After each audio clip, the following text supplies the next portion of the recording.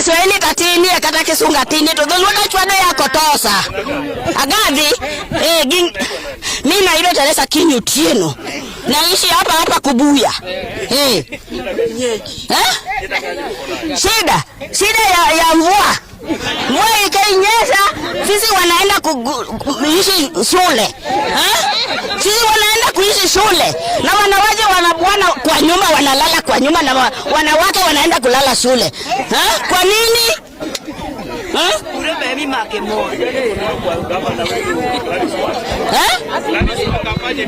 Gladys akuje tusaidie sisi na jembe gambut na upao hata kama hizo vitu hakuna alete tinga apure hapa mpaka huko. Kiswahili tatini kata kisunga tini to dhuluda chwado yako tosa agadhi